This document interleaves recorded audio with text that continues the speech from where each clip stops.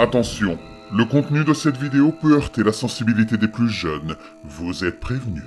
N'ayez pas peur de laisser un pouce bleu, d'activer les notifications et de vous abonner si ce n'est pas déjà fait.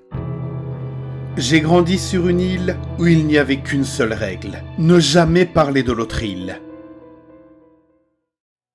Je suis né sur une île où il n'y avait qu'une seule règle, une règle tacite, qui se reflétait dans l'attitude des gens, dans la façon dont ils serraient les lèvres, dans la façon dont leurs yeux évitaient une certaine partie de la mer.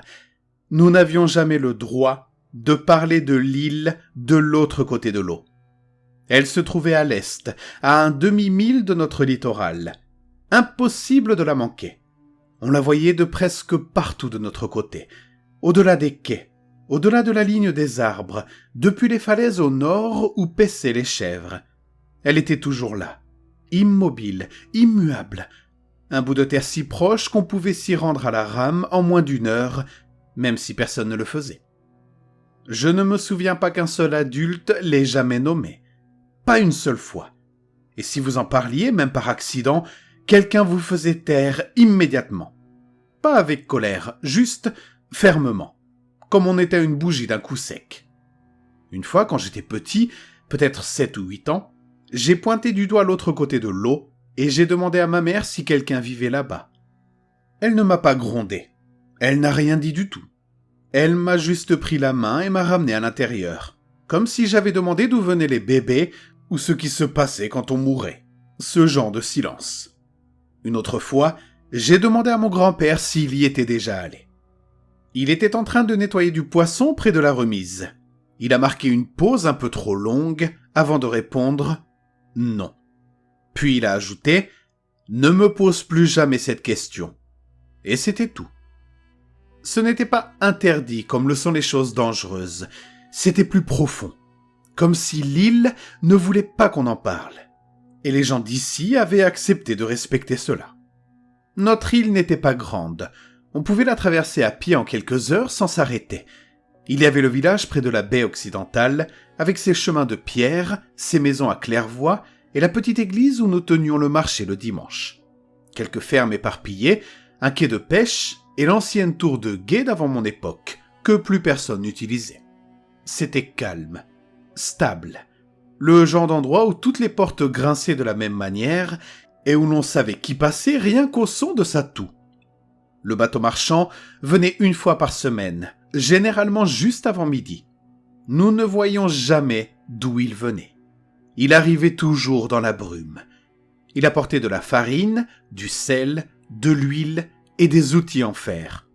Parfois des lettres même, mais personne dans ma famille n'en recevait jamais. Il repartait avec des barils de poissons et des caisses de légumes en conserve. Personne ne partait jamais avec lui. Seul le commerçant y montait.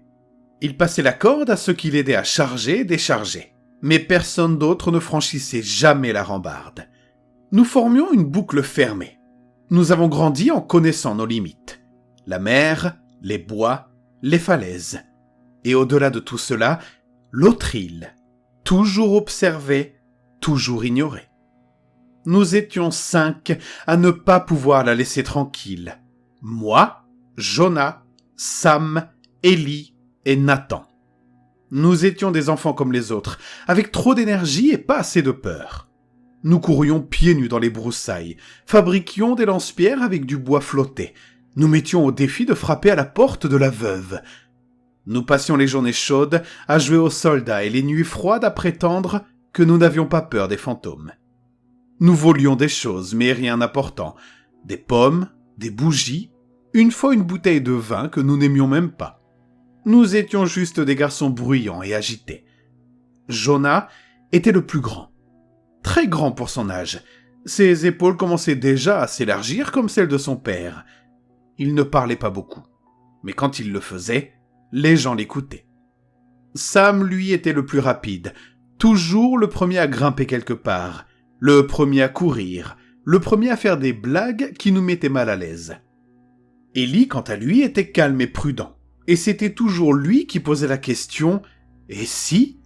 avant que nous ne fassions quelque chose de stupide. Nathan était intelligent, parfois trop intelligent. Il inventait des mensonges si bien ficelés que nous y croyions même après qu'il ait admis qu'ils n'étaient pas vrais. Et puis il y avait moi. Je ne sais pas quel était mon rôle dans ce groupe.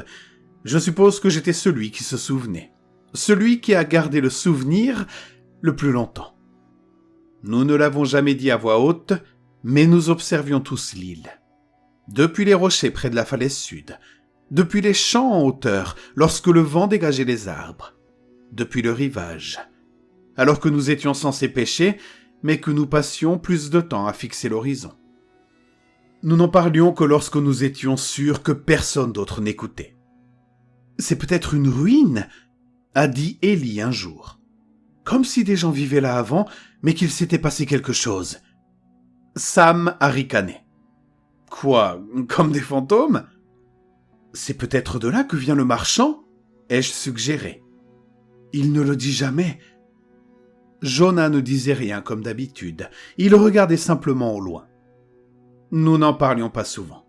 Et quand nous le faisions, c'était toujours avec ce ton mystérieux que les enfants utilisent lorsqu'ils testent jusqu'où ils peuvent aller sans que cela devienne réel. Mais avec le temps, l'idée a commencé à faire son chemin.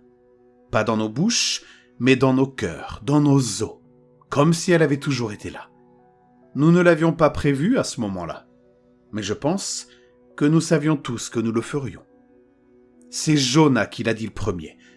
Nous étions derrière l'entrepôt, tous les 5 perchés sur une charrette cassée qui s'enfonçait légèrement au milieu, mâchant les restes que nous avions volés dans nos cuisines.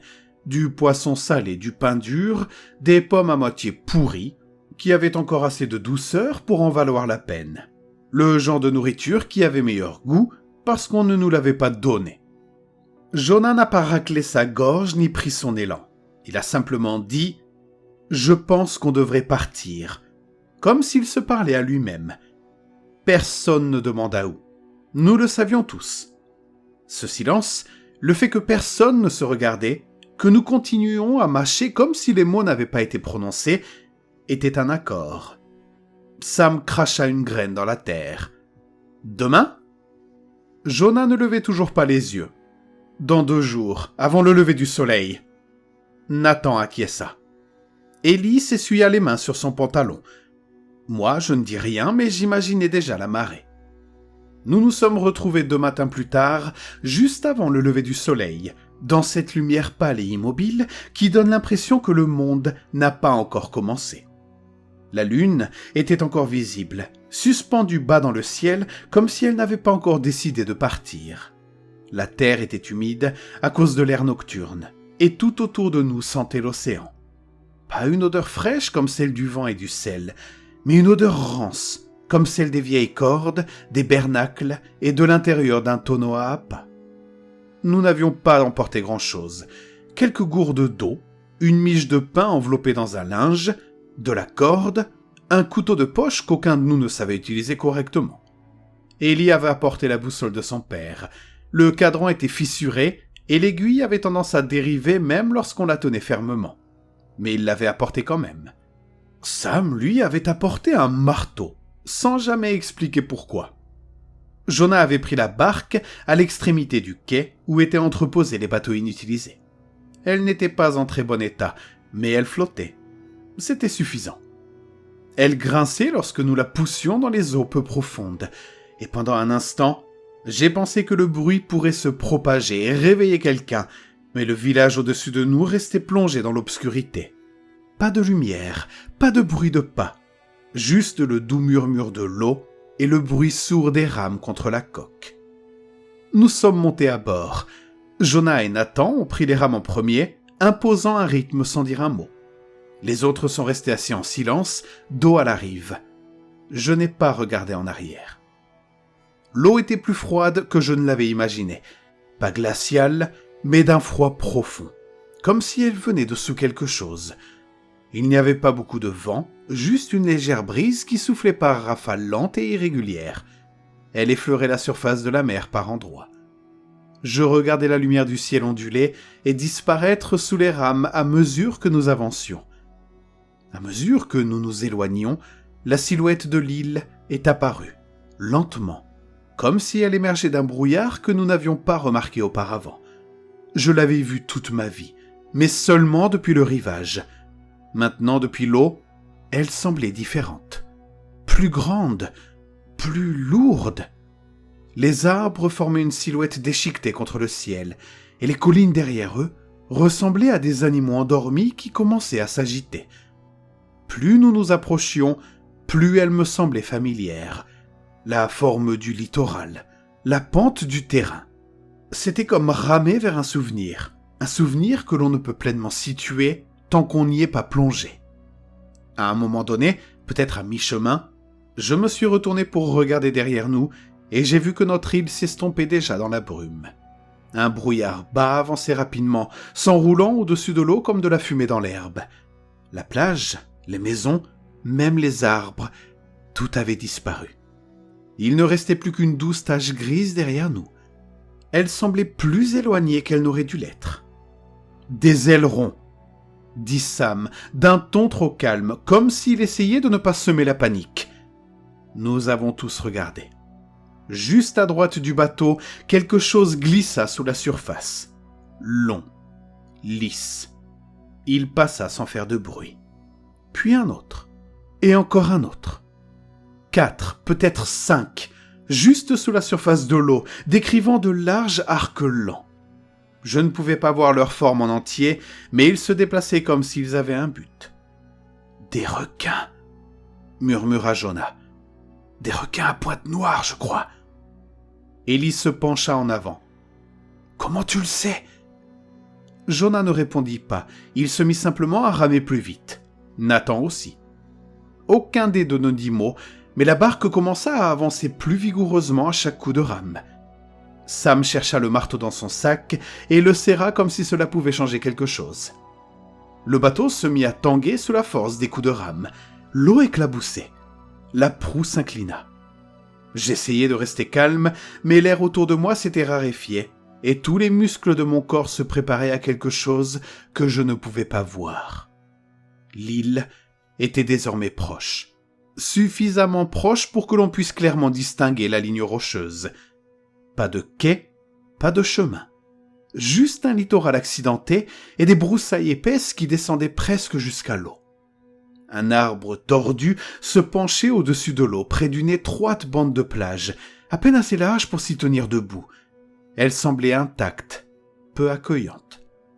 Puis vint le choc, un bruit sourd, suivi d'une secousse qui fit tanguer la barque, comme si nous avions heurté quelque chose juste sous la surface.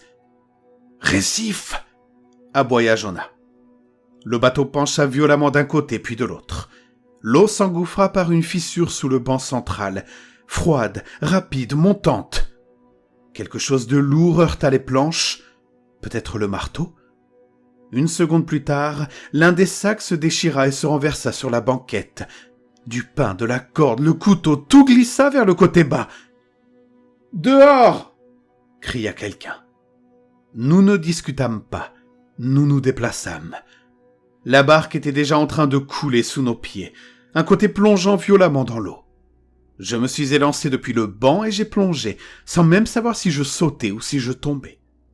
L'eau m'a englouti jusqu'au cou. Le froid m'a frappé comme un coup de poing et mon souffle s'est bloqué dans ma poitrine. Derrière moi, j'entendais des éclaboussures, des halètements, des membres qui s'écrasaient dans l'eau. Je pouvais tout entendre, mais je n'ai pas regardé en arrière. Le courant était plus fort que je ne l'avais imaginé. Mes bras étaient lourds, mes jambes plus lourdes qu'elles n'auraient dû l'être. Je nageais vers la rive, chaque respiration était superficielle et brûlante. Quelque chose a effleuré mon pied, trop vite pour que je puisse l'identifier, trop doux pour être un simple morceau de bois. Je n'ai pas arrêté.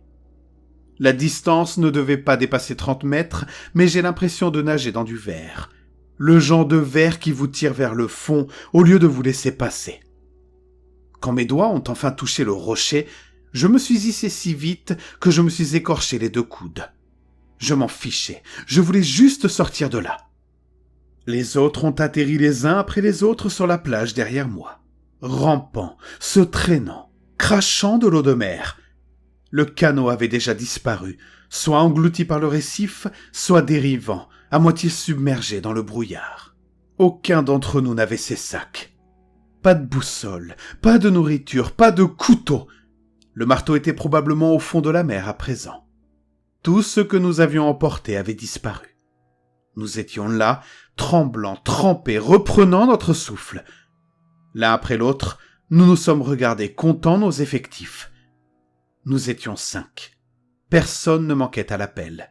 Personne n'était blessé, du moins pas gravement. Puis nous avons regardé autour de nous. Il a fallu quelques secondes avant que quelqu'un ne parle. « C'est le même endroit ?» a dit Sam, plus lentement cette fois. « C'est la même plage !» Cela y ressemblait presque.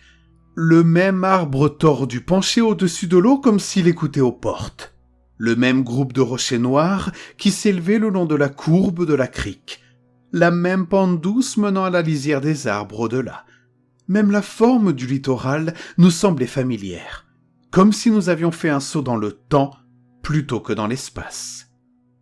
Jonah fit un tour complet sur lui-même, scrutant les arbres, le rivage, puis à nouveau l'eau.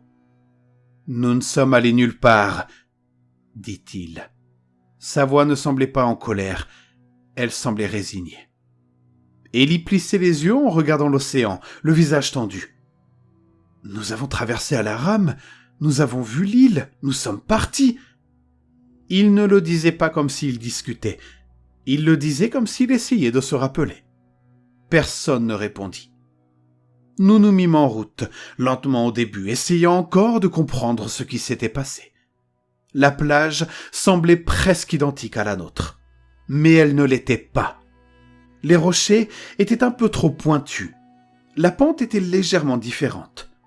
La lisière des arbres était moins dense. La couleur de l'herbe n'était pas tout à fait la même. C'était assez similaire pour nous troubler. C'était assez différent pour nous mettre mal à l'aise. Il y avait un sentier étroit qui menait de la plage à la forêt, juste assez large pour que nous puissions marcher côte à côte. Aucun d'entre nous ne se souvenait l'avoir vu auparavant. L'air était différent à mesure que nous montions. Lourd et chaud, comme si le temps avait changé sans prévenir. Les arbres se balançaient doucement, mais l'herbe sur la pente bougeait un peu trop. Jonah était en tête, suivi de près par Sam, puis Nathan, Élie et moi. Nous n'avions parcouru qu'une trentaine ou une quarantaine de pas sur le sentier lorsque Nathan s'est arrêté. Au début, j'ai pensé qu'il reprenait simplement son souffle, mais j'ai ensuite remarqué où il regardait. En haut de la pente, vers les hautes herbes qui recouvraient le flanc de la colline. J'ai suivi son regard, et je me suis figé. Elle était si proche, une femme très grande. Elle ne marchait pas, elle ne bougeait pas du tout. Elle se tenait simplement dans l'herbe, comme si elle attendait que nous la voyions. Personne ne parlait, personne ne bougeait. Même le vent continuait de souffler, comme si elle ne faisait pas partie du monde. L'herbe autour d'elle ondulait. Sa robe collait à ses jambes, humides. Mais elle ne bougeait pas, elle ne respirait pas. Ses bras pendaient le long de son corps, trop droits, trop lourds, comme si elle ne savait pas comment les utiliser. Elle se tenait à environ 10 mètres en amont, assez près pour voir que quelque chose n'allait pas dans sa posture. Elle semblait presque humaine, comme une silhouette dessinée de mémoire par quelqu'un qui n'en avait jamais vu. C'est alors que j'ai compris ce qui m'avait frappé. Tout bougeait autour d'elle, mais pas elle, pas même un mouvement. « Vous la voyez ?» La voix d'Élie était basse, tendue, comme s'il ne savait pas s'il s'adressait à nous ou bien à lui-même. Bien sûr que nous la voyions. Aucun d'entre nous n'avait détourné le regard. C'était comme si cligner des yeux pouvait briser une barrière invisible et la faire s'approcher. Puis elle sourit. Au début, je ne comprenais pas pourquoi cela me donnait la nausée. Ce n'était pas exagéré, ce n'était pas monstrueux.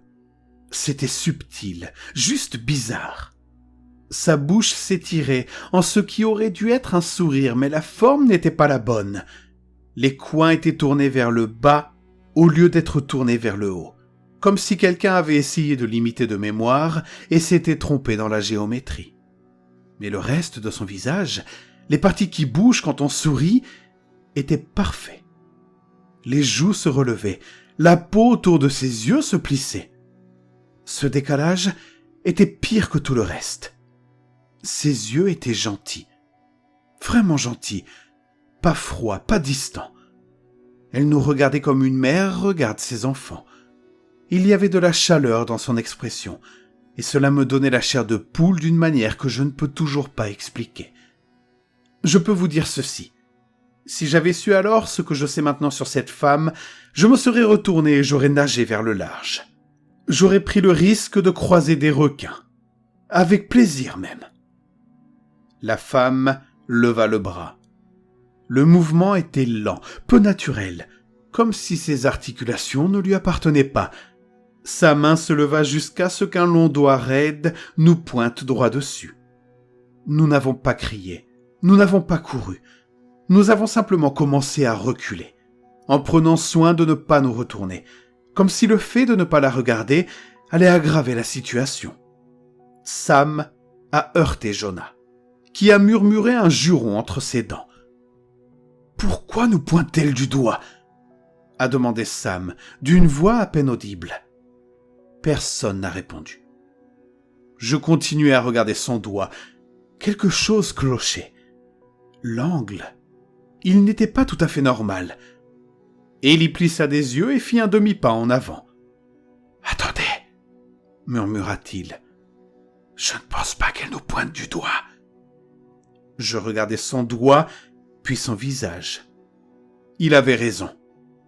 Les yeux de la femme n'étaient pas fixés sur nous. Ils étaient dirigés juste au-dessus de nos têtes. Son bras traçait une ligne droite dans l'air, non pas vers nous, mais au-dessus de nous. C'est là que je l'ai senti, ce lent tiraillement dans mon ventre, ce sentiment primitif que quelque chose se trouvait derrière moi.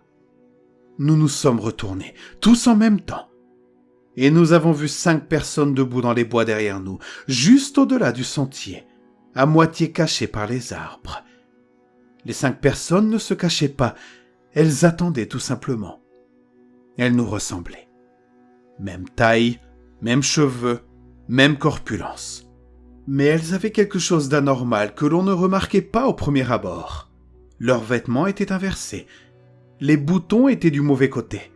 Les lacets étaient noués de manière illogique. Le double de Nathan avait une déchirure dans sa chemise, mais du côté opposé. Le double d'Ellie se tenait les bras croisés, comme il le faisait toujours quand il était nerveux, sauf que ses bras étaient inversés, le gauche à la place du droit. Il ne bougeait pas. Il restait simplement là, parfaitement espacés, alignés, comme des mannequins disposés dans une vitrine. Nous ne parlions pas. Eux non plus. Nous nous contentions de nous regarder sans expression, comme s'ils attendaient quelque chose. Je reculais sans le vouloir. Le craquement des feuilles sous mes pieds résonnait de manière assourdissante. L'atmosphère avait changé. Il ne faisait pas plus froid, il ne faisait pas plus sombre, c'était juste étrange.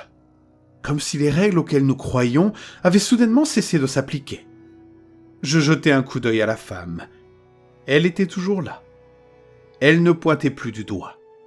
Son corps n'avait pas bougé d'un pouce, mais sa tête était penchée en avant. Juste sa tête, inclinée, se tendant vers nous comme si elle était attirée. Son cou était trop tendu, ses vertèbres visibles sous une peau qui semblait trop tendue pour se plier. Comme si elle essayait de réduire la distance sans faire un pas. Comme si elle voulait nous atteindre avec son visage seul. Elle nous fixait avec ce même sourire inversé, la bouche courbée dans une expression que le chagrin ne devrait jamais prendre. Et ses yeux chaleureux, incroyablement gentils. Cette contradiction, le chagrin transformé en joie, s'était installé sur son visage comme si elle y avait toujours été. Ses yeux étaient désormais rivés vers nous, pas sur les doubles, sur nous. Je pouvais sentir le poids de son attention peser sur ma poitrine. Ellie émit un son, un souffle court et tremblant qui se transforma en sanglot, rapide, incontrôlé. C'est tout ce qu'il a fallu. Son corps n'a pas bougé. Son visage n'a pas changé. Elle a juste ouvert la bouche et a crié. Ce n'était pas un cri humain. Ce n'était pas un son qui aurait dû exister. Il a commencé doucement, comme le gémissement d'un navire sous pression. Puis il s'est transformé en un son aigu et métallique, comme du métal rouillé déchiré sous l'eau. La hauteur du son a dépassé ce qu'un être humain est capable de produire. Nous nous sommes immédiatement jetés au sol, les mains sur les oreilles. Le son n'était pas seulement fort, il était en nous, dans nos os, nos dents, nos crânes. Sam criait quelque chose, mais je ne pouvais pas l'entendre. Tout ce que j'entendais, c'était elle. Et puis, ça s'est arrêté. Pas de fondu, pas d'écho. Ça a juste disparu. Le silence qui suivit fut tout aussi violent. Mon ouïe était comme étouffée, comme si j'étais sous l'eau. Pendant quelques secondes, je n'entendais que ma propre respiration saccadée et irrégulière. Quand j'ai levé les yeux, elle avait disparu. Et les autres, ceux qui nous ressemblaient, avaient disparu eux aussi. Disparu sans laisser de traces, comme s'ils n'avaient jamais été là. « Je veux rentrer », a dit Ellie derrière nous. Sa voix s'est brisée à mi-chemin. « Nous n'aurions pas dû venir ici, nous devons partir. » Personne ne répondit. Nous n'avions aucun plan pour faire face à cette situation. Nous ne savions même pas de quoi il s'agissait. « Je pense que nous sommes chez nous », murmura Nathan, mais cela ne sonna pas juste. Personne n'était d'accord, personne ne le regarda même, car quel que soit cet endroit, il ne ressemblait pas à chez nous. Et maintenant, elle savait que nous étions là. Nous n'avions plus de bateau, nous n'avions plus le choix. Nous nous sommes donc enfoncés dans les terres. Il n'y a eu aucune discussion à ce sujet, aucune décision collective, juste une compréhension tacite que rester où nous étions était pire que de nous enfoncer plus profondément dans l'île. Nous ne savions pas ce que nous cherchions, peut-être un abri, peut-être un sens, mais ne rien faire semblait équivaloir à attendre passivement ce qui allait arriver. La forêt nous a rapidement engloutis. Le chemin qui était là quelques minutes auparavant a disparu derrière un mur de broussailles et d'écorce. Plus nous avancions, plus tout devenait étrange. Les arbres n'étaient pas normaux, pas de manière évidente. Rien qui aurait sauté aux yeux de quelqu'un qui venait d'arriver. Mais nous connaissions les arbres. Nous avions grandi en grimpant dessus, en les coupant, en comptant les anneaux de ceux qui étaient tombés lors des tempêtes. Et ceci ressemblait à des copies, des imitations. Comme si quelqu'un avait essayé de les recréer de mémoire et s'était trompé dans les proportions. Trop de nœuds, des branches qui se tordaient vers le tronc, une écorce qui ressemblait à un tissu humide quand on la touchait. Le sol, lui, était meuble, mais pas recouvert de mousse ou de feuilles. Il semblait instable, comme si quelque chose venait de bouger en dessous. L'air sentait le fer, la moisissure et quelque chose de sucré en décomposition au fond des bois. Nous avons fini par trouver une clairière, pas plus large qu'un bateau de pêche. Un arbre tombé l'a divisé en deux, à moitié déraciné, avec une épaisse mousse verte rampant le long de son tronc comme des veines. Jonas s'est assis dessus, les mains sur les genoux, le visage pâle. « Qu'est-ce que c'était que ça ?» demanda-t-il. Personne n'avait de réponse. Sam faisait à nouveau les 100 pas, passant sans cesse la main dans ses cheveux. Ellie se tenait dos à un arbre, les yeux scrutant les broussailles comme s'il s'attendait à ce que la femme, ou quelque chose d'autre, en sorte à tout moment. C'est alors que nous l'avons entendu. Un clic. Doux, mécanique, déplacé. Ce n'était pas une branche qui se brisait, ni le vent qui soufflait, mais le bruit distinct d'un loquet qui se soulevait. Une porte qui s'ouvrait quelque part devant nous dans les bois. Aucun d'entre nous n'a dit d'avancer vers lui, mais nous l'avons fait. Personne n'a suggéré de faire demi-tour. Personne n'a demandé si nous étions sûrs. Peut-être parce que le dire à haute voix aurait rendu la chose réelle. Ou peut-être parce que ce son, ce clic, cette certitude métallique et silencieuse, ressemblait à un fil tendu. Et nous ne pouvions nous empêcher de suivre la direction qu'il indiquait. À mesure que nous avancions, la forêt ne devenait pas plus dense. Elle devenait plus sombre. La lumière qui filtrait à travers les arbres perdait de son intensité. Ce n'était pas seulement de l'ombre, c'était comme si le soleil lui-même commençait à s'assombrir avant d'atteindre les branches. L'air redevenait oppressant, pas comme sur la plage. Il était plus lourd, comme si quelqu'un qui nous observait avait commencé à respirer. Finalement, les arbres ont laissé place à une autre clairière. L'herbe y était plus courte, jaunie et sèche, craquant sous nos pas. Et au milieu se trouvait une maison. Au début, aucun de nous ne parla. Elle n'était ni délabrée, ni en ruine, juste vieille. Des planches usées par les intempéries, de la peinture décolorée par le soleil. Un petit porche penchait légèrement d'un côté, et le toit semblait s'être un peu affaissé au milieu, comme si quelque chose de lourd s'était posé au-dessus autrefois. Elle ressemblait à une maison où quelqu'un pourrait encore vivre. Nous nous sommes approchés lentement, prudemment, sans curiosité. Quelque chose nous a fait ralentir le pas sans que nous en parlions. Je scrutais les fenêtres, m'attendant presque à voir quelqu'un debout juste derrière en train de nous observer. Nathan s'est arrêté avant les autres. Il a légèrement incliné la tête, puis a pointé du doigt le coin du porche. « Mon père a fabriqué un poteau comme celui-là, » a-t-il dit doucement. « Qu'est-ce que tu veux dire par là ?» ai-je demandé. Il ne répondit pas tout de suite. Il s'approcha de quelques pas, plissant les yeux pour regarder le cadre autour de la porte. Puis il regarda les boiseries sur les fenêtres. « Ça ressemble à notre maison, » dit-il. « Ce n'est pas tout à fait la même chose, mais ça s'en rapproche tellement. » Il monta sur le porche. Nous le suivîmes, hésitants. Aucun d'entre nous ne voulait s'approcher de cet endroit, mais personne ne voulait non plus laisser Nathan y aller seul. La porte était déjà entr'ouverte, de quelques centimètres seulement. Nathan hésita quand même, comme si quelque chose pouvait encore la refermer. Mais rien ne se passa. Il poussa donc la porte pour l'ouvrir complètement. L'odeur nous frappa en premier, juste de l'air vicié et du vieux bois, comme une pièce qui n'avait pas été ouverte depuis trop longtemps. Le genre d'endroit où la poussière ne flotte pas, mais se dépose simplement sur les murs. Elle semblait petite de l'extérieur, mais l'intérieur semblait plus profond. Plus grand d'ailleurs qu'il n'aurait dû l'être. Comme si les murs s'étaient étirés juste assez pour être faux. À l'intérieur, la lumière était tamisée et teintée d'orange, comme si elle était filtrée par un verre inadapté. Le couloir était étroit, un porte-manteau d'un côté, de légères traces de frottement sur le sol, une chaise dans le coin qui me semblait familière, sans que je puisse dire pourquoi. Nathan entra le premier. Nous le suivîmes lentement. Nathan était silencieux. Il regardait les photos accrochées au mur. C'étaient des photos de sa famille, ses parents, sa sœur, lui. Mais tout était inversé. La montre de son père était au mauvais poignet. La tache de naissance de sa sœur avait changé de côté. Les sourires semblaient normaux au premier abord, jusqu'à ce qu'on les regarde un peu trop longtemps.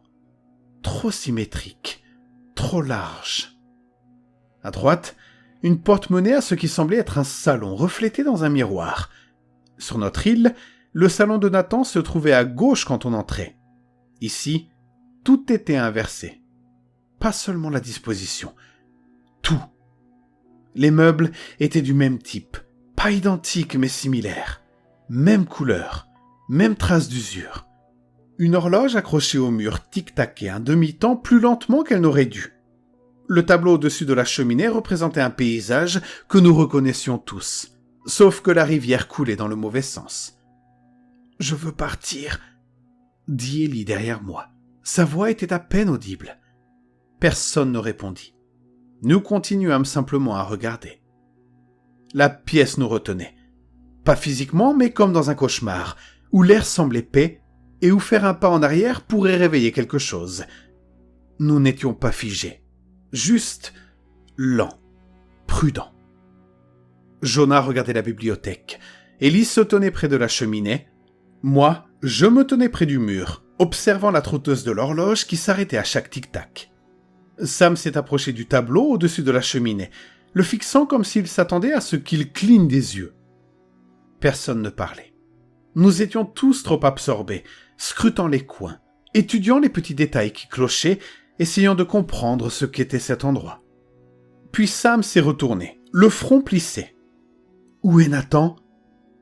Tout le monde se retourna brusquement. Il n'était pas là. Il n'avait pas fait de bruit, pas de pas, pas de grincement de porte. Il s'était évaporé comme de l'air. Nous avons rapidement fouillé la maison. Nous avons appelé son nom, passant d'une pièce à l'autre, dans une précipitation qui ne semblait pas bruyante, mais maladroite. Comme si notre panique ne voulait pas faire de bruit, mais ne pouvait s'en empêcher. Il n'y avait pas beaucoup d'endroits où il aurait pu aller.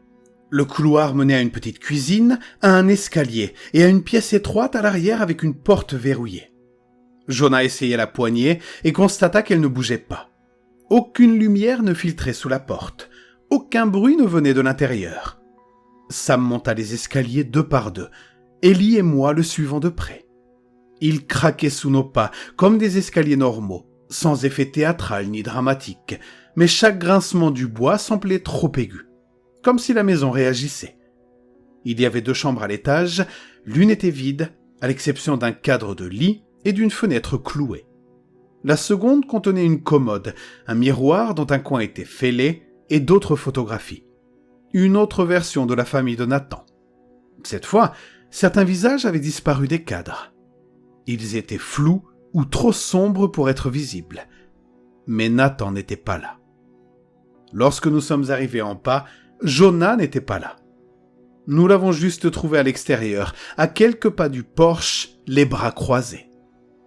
J'ai aussi vérifié autour de la maison, a-t-il dit sans nous regarder. Il n'est pas là. Nous sommes restés là tous les 4, face à la maison, comme si elle pouvait nous donner une réponse. La porte ouverte nous faisait face, laissant échapper un air froid qui semblait étranger à cet endroit. Sam m'a regardé. « On y retourne ?» Personne n'a répondu. Puis, des bruits de pas, à l'intérieur. Lents, mesurés. Ils se rapprochaient. Le porche grinça. Nathan entra dans l'embrasure de la porte. Il resta là, comme s'il n'était jamais parti. Son visage était inexpressif. Sa chemise était humide. Personne ne parlait. Personne ne bougeait. Il s'avança lentement, une main effleurant le cadre comme pour le stabiliser. Il avait l'air reposé, calme. Ses vêtements étaient les mêmes, mais ils semblaient mal ajustés, comme s'ils appartenaient à une version de lui-même légèrement plus petite ou de constitution différente. Il cligna des yeux, il nous regarda en plissant les yeux, puis il fronça les sourcils perplexe. « Quoi ?» dit-il. « Pourquoi vous me regardez tous comme ça ?» Ellie fut le premier à prendre la parole. « Où t'étais passé ?» Nathan pencha la tête. « Comment ça ? J'étais à l'étage. »« On a vérifié à l'étage, dis-je. Toutes les pièces même. » Nathan nous regarda chacun à tour de rôle. Son visage était d'abord inexpressif, mais quelque chose changea soudainement. Un sourire fugace apparut, puis disparut aussi vite qu'il était venu. Ce n'était pas un sourire chaleureux, juste un sourire forcé. « Je vous ai vu, » dit-il. « À travers la balustrade, vous étiez dans le couloir, vous êtes simplement parti. » Cela n'avait aucun sens. Nous avions fouillé toutes les pièces, il n'était pas là. Personne ne l'avait vu. Et il était impossible qu'il n'ait pas entendu le bruit que nous avions fait. Je regardais ses mains. Nathan frottait toujours son pouce contre ses jointures lorsqu'il était nerveux, un petit tic inconscient. Les mains de ce Nathan étaient immobiles, détendues, le long de son corps. Il descendit du porche. Personne ne bougea. « On y va ?» demanda-t-il. Même voix, même visage, mais le rythme était décalé d'un temps. Trop calme, trop fluide. Personne ne répondit. Nous le fixions simplement, attendant que quelque chose cloche. J'ouvris la bouche pour dire quelque chose, mais je ne parvins pas à former les mots. Pas les bons en tout cas. Nous avons simplement commencé à avancer, d'un pas vif et déterminé, sans courir mais sans vouloir nous arrêter. Le ciel s'assombrissait rapidement, la forêt prenait des couleurs plus profondes, et tout autour de nous semblait nous envahir d'un silence qui ressemblait plus à une observation qu'à une immobilité. Jonah marchait devant. Sam restait à mes côtés, et Ellie et Nathan nous suivaient un peu plus lentement, sans trop se laisser distancer au début. Nous étions presque arrivés à la plage, quand cela nous a frappés. Une voix se fit entendre derrière nous, rauque, aiguë, comme si une gorge essayait de parler pour la première fois et se déchirait dans le processus. Il y avait la forme d'un mot, mais le son ne savait pas comment le retenir. Nous nous sommes figés. Aucun d'entre nous n'a regardé en arrière. « Courez !» a dit Jonah d'un ton ferme. C'était tout. Alors nous avons couru. Les branches fouettaient nos bras, les racines s'enroulaient autour de nos pieds. Le chemin tournait plusieurs fois dans la mauvaise direction et chaque arbre ressemblait à ceux que nous avions déjà dépassés. Mais nous avons continué à avancer, poussant à travers la forêt de plus en plus dense, jusqu'à ce que les arbres s'écartent à nouveau et que nous le voyions. Le quai, déformé et tordu, à moitié enfoncé à l'autre bout. Un bateau y était amarré. Ce n'était pas celui que nous avions pris, mais un autre, plus ancien, plus étroit, toujours à flot. Nous nous sommes arrêtés au bord de la route, juste à côté des bateaux, et nous nous sommes retournés. J'ai vérifié que tout le monde était là. Ellie n'était pas là. J'ai regardé la clairière, m'attendant à le voir arriver en courant derrière nous, jurant ou à bout de souffle. Mais le virage du chemin restait vide. Nous avons attendu. Quelques secondes supplémentaires s'écoulèrent, puis nous l'entendîmes. Un cri déchirant et aigu, résonnant à travers les arbres comme s'il ne provenait pas d'une voix, mais d'un objet qui se brisait. Pas de mots, juste de la douleur. Jonah fut le premier à réagir. Il s'éloigna des bateaux, un pied vers les bois. Et c'est alors qu'elle est apparue. Elle sortit lentement du virage de la clairière, apparaissant dans notre champ de vision. Elle tenait Ellie dans ses bras. Il criait toujours. Son corps se tordait, ses jambes donnaient des coups, ses mains griffaient ses épaules. Elle ne luttait pas. Elle ne semblait même pas s'en apercevoir. Ses bras étaient fermement enroulés autour de lui, le serrant contre sa poitrine comme une mère calmant un enfant en pleine crise. Son regard était fixé sur nous. Pas sur Ellie, pas sur la forêt, juste sur nous.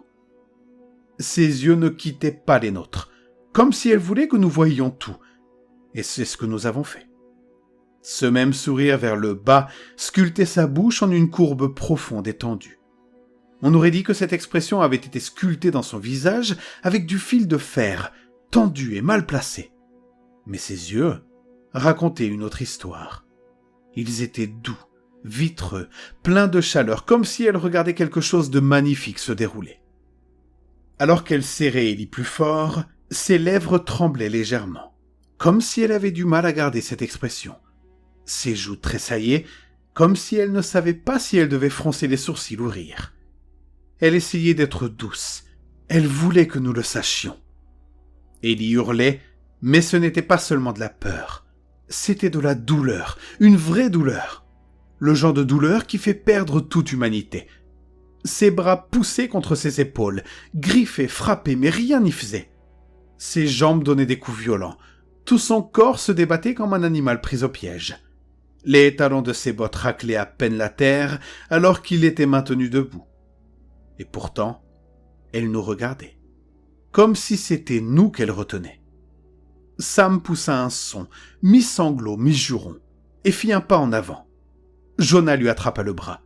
« On ne peut pas, » murmura-t-il d'une voix cassée. « On ne peut pas. » Puis nous avons tous fait un pas malgré nous. Je l'ai fait. J'ai senti mon pied bouger avant même de le vouloir, comme si quelque chose en moi ne pouvait rester immobile et regarder. Puis Ellie a crié à nouveau, plus fort cette fois, d'une voix aiguë et désespérée, à fleur de peau. Le genre de cri qui vous brûle la gorge, même quand ce n'est pas vous qui le poussez. Il continuait à donner des coups de pied. Il continuait d'essayer. Elle ne broncha pas. Elle ne resserra pas soudainement son étreinte. Ce n'était pas de la violence. C'était de la pression, régulière, contrôlée, comme si elle l'apaisait pour le faire taire, un os après l'autre. Ses cris de douleur se transformèrent en un halètement étouffé et saccadé, comme si même sa voix l'abandonnait. Puis nous l'entendîmes. Un seul craquement, subtil, silencieux, comme une branche épaisse qui se brise sous le pied.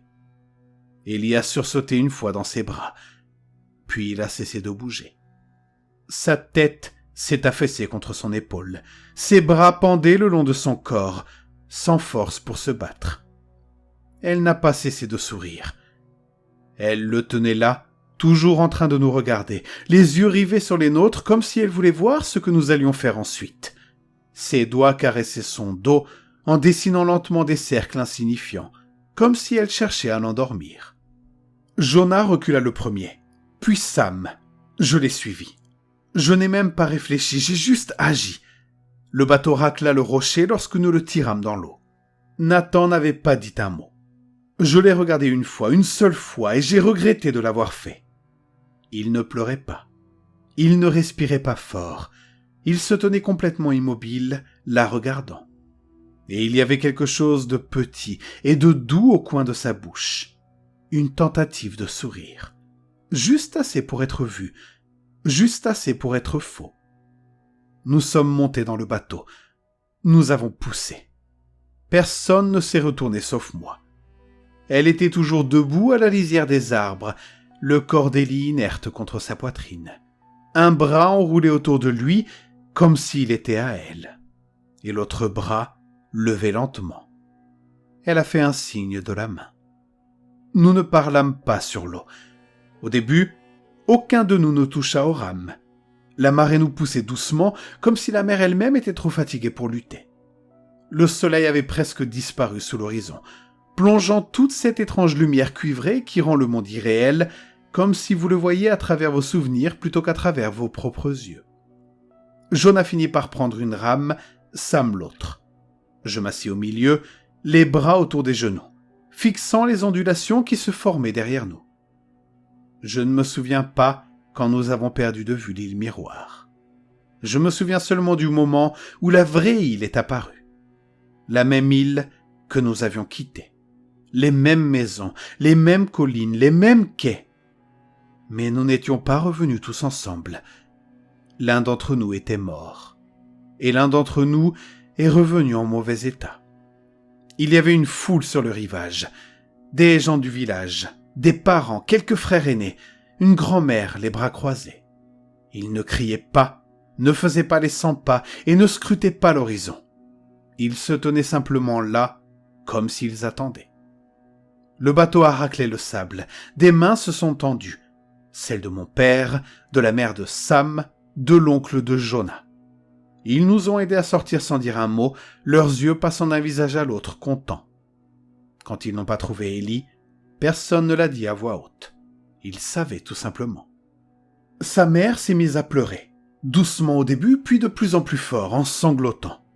Son père se tenait derrière elle, immobile, regardant au-delà de nous vers l'horizon comme s'il espérait encore voir son fils apparaître. L'un des villageois les plus âgés, peut-être le prêtre, peut-être simplement quelqu'un qui avait déjà vécu cela, posa une main sur son dos et l'éloigna doucement. Elle ne résista pas. Elle se laissa simplement guider, marchant comme quelqu'un fait de papier. Quelqu'un tendit la main vers Nathan et le tira sur le rivage, calmement et délibérément. Sa mère se précipita ensuite vers lui, lui jetant les bras autour du cou et le serrant si fort que cela semblait douloureux. Elle pleurait aussi, mais c'était différent. Ses mains s'agrippaient à l'arrière de sa chemise, mais son visage restait tendu, comme si elle essayait de se convaincre que c'était vraiment lui. Comme si elle savait déjà qu'elle allait devoir le laisser partir à nouveau. Au début, Nathan ne la serra pas dans ses bras. Il resta immobile pendant une seconde. Puis lentement, il l'enlaça. Quand elle s'écarta pour le regarder, quelque chose changea dans son expression. Ses mains restèrent sur ses épaules, mais ses doigts étaient raides. Elle le scruta comme si elle ne reconnaissait pas ce qu'elle tenait dans ses bras. Nathan sourit. « Tu me serres comme si j'étais mort ?» Sa voix était presque enjouée. Presque. Il eut un petit rire discret, comme s'il n'était pas sûr que la blague ait fait mouche. Elle était trop travaillée. Elle avait commencé trop vite et s'était terminée trop tard, restant en suspens comme si elle ne savait pas quand s'arrêter. Son sourire resta en place, mais il ne semblait pas naturel. Les coins de sa bouche commencèrent à s'abaisser au lieu de se relever.